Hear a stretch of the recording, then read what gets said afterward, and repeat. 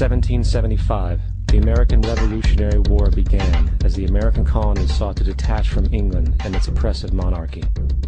Though many reasons are cited for the revolution, one in particular sticks out as the prime cause: that King George III of England outlawed the interest-free, independent currency the colonies were producing and using for themselves, in turn forcing them to borrow money from the Central Bank of England at interest, immediately putting the colonies into debt.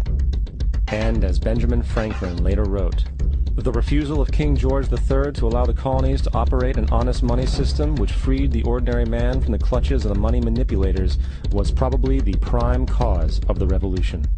In 1783, America won its independence from England. However, its battle against the central bank concept and the corrupt, greed-filled men associated with it had just begun. So what is a central bank? A central bank is an institution that produces the currency of an entire nation.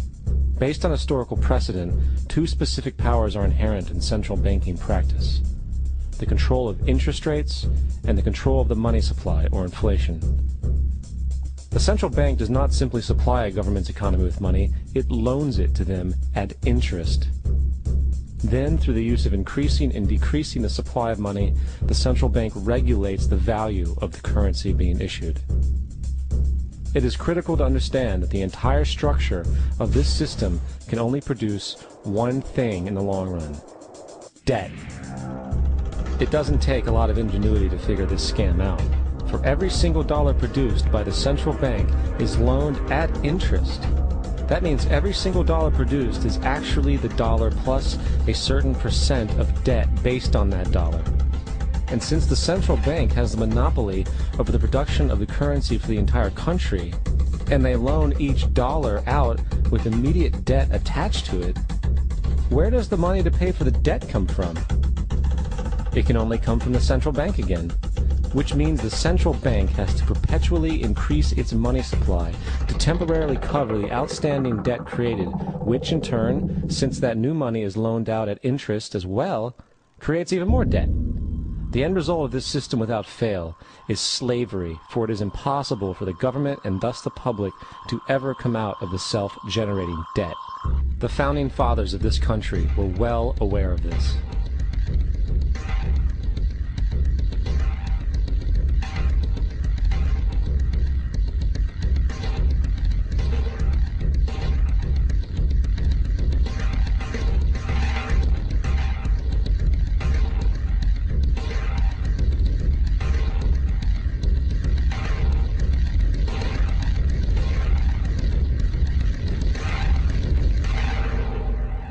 By the early 20th century, the U.S. had already implemented and removed a few central banking systems, which were swindled into place by ruthless banking interests. At this time, the dominant families in the banking and business world were the Rockefellers, the Morgans, the Warburgs, the Rothschilds. And in the early 1900s, they sought to push once again legislation to create another central bank. However, they knew the government and public were very weary of such an institution, so they needed to create an incident to affect public opinion. So, J.P. Morgan, publicly considered a financial luminary at the time, exploited his mass influence by publishing rumors that a prominent bank in New York was insolvent or bankrupt. Morgan knew this would cause mass hysteria, which would affect other banks as well. And it did. The public, in fear of losing their deposits, immediately began mass withdrawals. Consequently, the banks were forced to call in their loans, causing the recipients to sell their property, and thus a spiral of bankruptcies, repossessions, and turmoil emerged. Putting the pieces together a few years later, Frederick Allen of Life magazine wrote, "The Morgan interests took advantage to precipitate the panic, guiding it shrewdly as it progressed."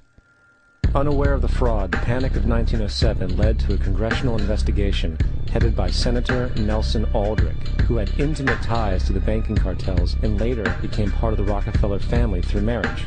The commission, led by Aldrich, recommended a central bank should be implemented so a panic like 1907 could never happen again. This was the spark the international bankers needed to initiate their plan.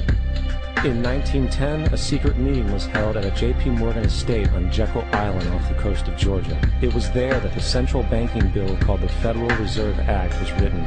This legislation was written by bankers, not lawmakers. This meeting was so secretive, so concealed from government and public knowledge, that the 10 or so figures who attended were told they could only use their first names in addressing each other. After this bill was constructed, it was then handed over to their political frontman, Senator Nelson Aldrich, to push through Congress. And in 1913, with heavy political sponsorship by the bankers, Woodrow Wilson became president, having already agreed to sign the Federal Reserve Act in exchange for campaign support.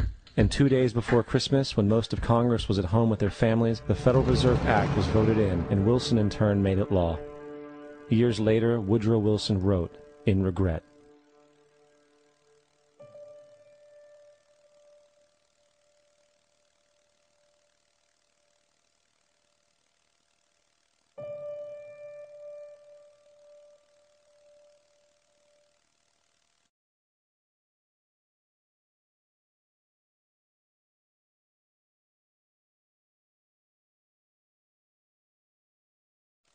Congressman Louis McFadden also expressed the truth after the passage of the bill. A world banking system was being set up here, a superstate controlled by international bankers, acting together to enslave the world for their own pleasure. The Fed has usurped the government. Now, the public was told that the Federal Reserve System was an economic stabilizer, and inflation and economic crises were a thing of the past. Well, as history has shown, nothing is further from the truth. The fact is, the international bankers now had a streamlined machine to expand their personal ambitions. It's alive! It's alive! It's alive! For example, from 1914 to 1919, the Fed increased the money supply by nearly 100%, resulting in extensive loans to small banks and the public. Then, in 1920, the Fed called in mass percentages of the outstanding money supply, thus resulting in the supporting banks having to call in huge numbers of loans, and, just like 1907, bank runs, bankruptcy, and collapse occurred. Over 5,400 competitive banks outside of the Federal Reserve System collapsed, further consolidating the monopoly of a small group.